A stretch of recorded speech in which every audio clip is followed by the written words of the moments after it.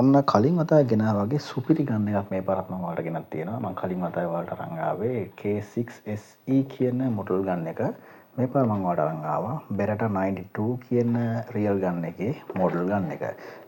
ඔයාලට බලා ගන්න පුළුවන් මේකේ බොක්ස් එක ලස්සනට හදලා තියෙනවා. මේක W5 කියන කාණ්ඩය යටතේ තමයි අවිල්ලා තියෙන්නේ. අපි බලමු මේක ඇතුලේ මොනවද තියෙන්නේ කියලා.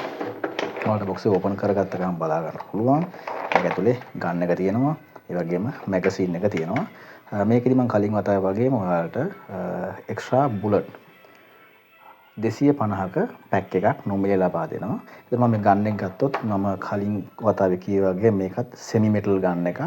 මේකෙත් බැරල් එක, බට් එක සහ මැගසින් එක ඇතුළු පැත්ත මෙටල් වලින් හදලා තියෙන්නේ. සාමාන්‍යයෙන් මේ ගන් එකේ බර ගත්තොත් ග්‍රෑම් 300ක් 350ක් අතර බරක් තියෙනවා.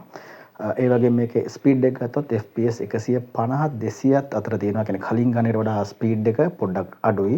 හැබැයි ඇකියුරසි එක ඉතින් ගත්තාම ඒමින් වල කලින් ගන්නේට වඩා හොඳ ඇකියුරසි එකක් තියෙනවා මේ ගන් එකේ. එතකොට රියලිස්ටික් ගතිය නම් ඇත්තටම අඩුවක් වෙලා නැහැ. ගන් එක හොඳ තත්ත්වයේ තියෙනවා. අර කලින් ගන් එක වගේම බරත් හොඳට තියෙනවා. අතට අහු වෙනවා. මේකෙත් කලින් වගේමයි කැපැසිටි එක සාමාන්‍යයෙන් බුලට් 12ක් විතර දාන්න පුළුවන්. මේකටත් දාන්නේ මිලිමීටර් 6 ප්ලාස්ටික් BP බුලට් එක.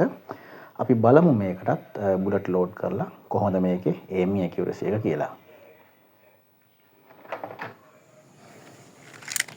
මෙතන ෂූටින් ඩිස්ටන්ස් එක මම අඩි 12ක් අරන් තියෙනවා. ඔයාලට දැන් පේනවා.